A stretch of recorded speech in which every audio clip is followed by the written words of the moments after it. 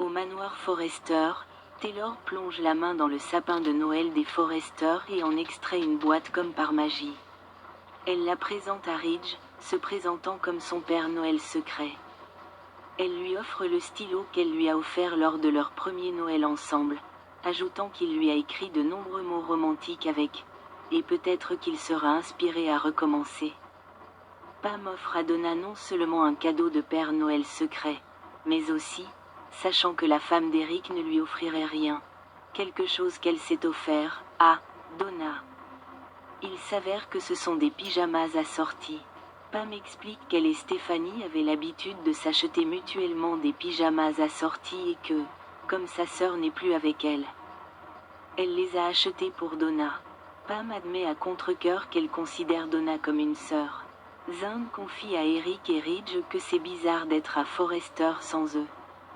Mais Eric dit que c'est bien qu'il soit là pour représenter la famille. Finn l'interrompt, espérant qu'ils pourront convaincre Taylor d'amener tout le monde à chanter les 12 jours de Noël.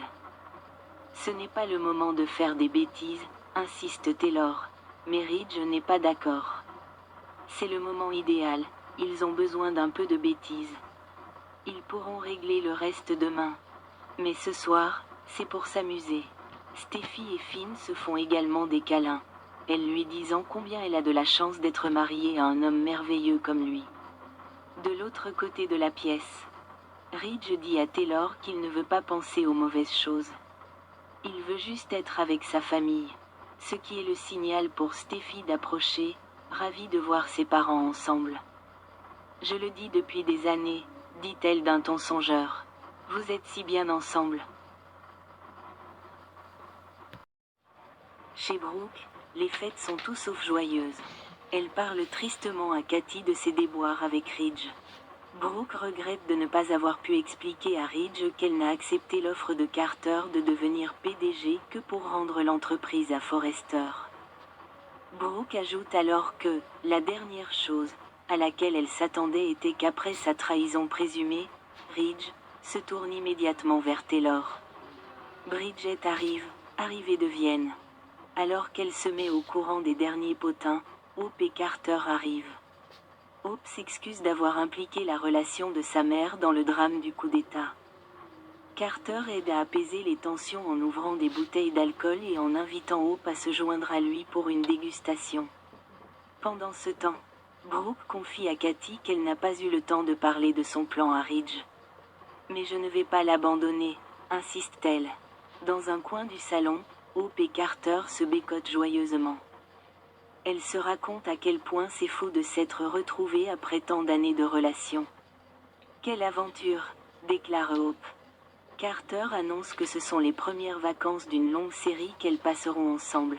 Et elles échangent un baiser, à la stupéfaction de Bridget, qui n'a visiblement pas lu le bulletin familial. Ça commence à prendre tout son sens, dit Bridget à propos de la reprise. Brooke dit croire au miracle, pour en avoir eu beaucoup dans sa vie. Et qu'elle est convaincue qu'il y en aura encore un autre. Les sœurs Logan et Carter chantent « Deck the Hall », mais Brooke s'éclipse pour envoyer un SMS à Ridge. « Je pense à toi et te souhaite un joyeux Noël », écrit-il, signé « XO ». À cet instant, Steffi porte un toast aux Forrester réunis. « Je sais que grand-mère nous sourit en ce moment », dit-elle. « Je sens vraiment sa présence dans la pièce. Dans cette maison qui nous a réunis pour les mariages, les anniversaires et les fêtes. Mais on dirait qu'il y a une magie supplémentaire dans l'air. Cela fait vraiment ressortir l'amour que nous nous portons. » Elle énumère les choses pour lesquelles elle est reconnaissante, notamment son mari Finn et le retour de Taylor parmi eux. Il n'y a rien de tel que le pouvoir de Noël, conclut-elle. À cet instant précis, Ridge reçoit le SMS de Brooke.